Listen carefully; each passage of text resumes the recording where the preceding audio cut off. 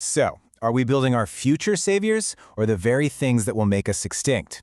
When it comes to artificial intelligence, some of the smartest people on the planet are completely and sometimes terrifyingly divided. Today, we're going to jump right into this huge debate. We'll be looking at what thinkers on the cutting edge of science are saying to try and answer one single question.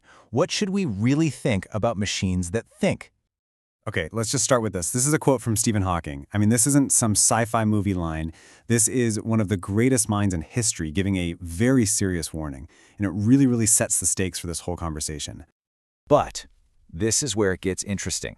For every terrifying prediction like Hawking's, there's someone else, just as brilliant, who sees a totally different future. A future where AI doesn't end us, but actually lifts us up to a level we can't even really comprehend right now.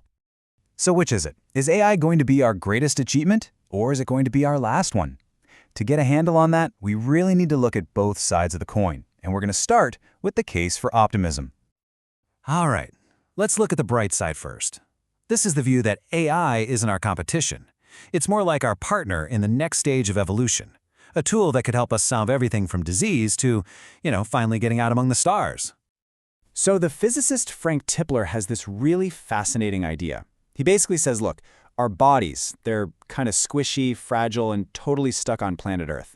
But AI, it doesn't have those limits. It could take intelligence out into the cosmos. And his whole thing is, why not go with it? We could, in theory, upload our minds into these more durable digital forms. So in that future, we don't get left behind, we get a massive upgrade. And if you think about it, this vision sees all this automation not as a threat to our jobs, but as a kind of liberation. Imagine just handing over all the boring, repetitive, soul-crushing work to machines. That would free us up, right? We could actually focus on art and philosophy and discovery, all the stuff that actually makes being human so cool. So you can see the two paths really clearly here. One is this incredible utopian partnership.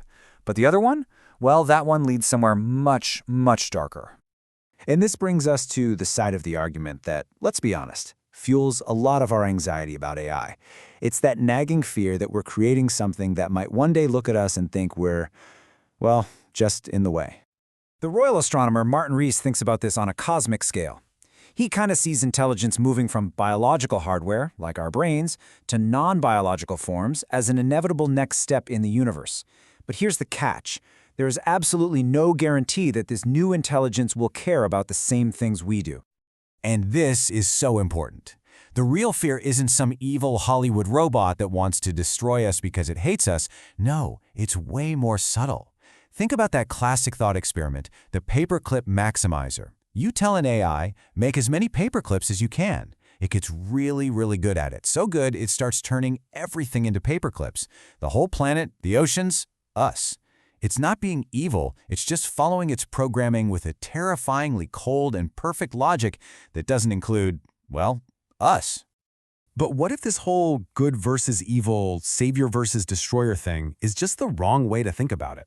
Some of the smartest people in this debate argue that the real dangers are a lot closer, and maybe even a bit more boring, but they're hiding in plain sight.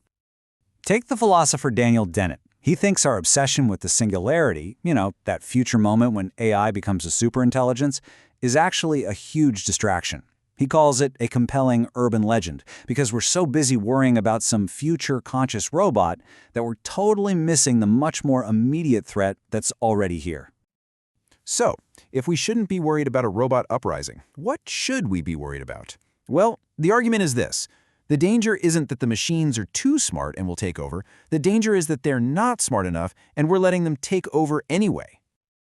Just think about your own life. You trust your GPS to tell you where to go, even if you don't know the route. We have algorithms managing trillions of dollars on the stock market. We're moving toward AI helping doctors make diagnoses.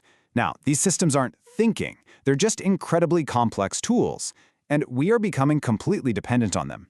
Dennett's point is that the real disaster won't be some epic war with machines. It'll be a massive, fragile system failing, and we won't know how to fix it because we've forgotten how to do things for ourselves. The writer Kevin Kelly offers a totally different way to look at all this. He says, maybe we should stop trying to make AI think like a human. Instead, we should embrace the fact that it's, well, alien. Its real value won't come from copying us. It'll come from thinking in ways we simply can't, seeing patterns in huge amounts of data that our brains would just never spot. So, we've gone from utopia to extinction, to these artificial aliens. After all that, where does it leave us? What's the real takeaway from this whole massive debate? At the end of the day, this whole conversation about artificial intelligence, it's really a conversation about us. It's forcing us to figure out what we actually care about, what we want our future to look like. The machines aren't making those calls for us, at least not yet. So, what we think about machines that think, it really says everything about what we think about ourselves. The future of intelligence isn't some destiny written in code. It's being written right now by the choices we're making. The answer isn't up to them, it's up to us.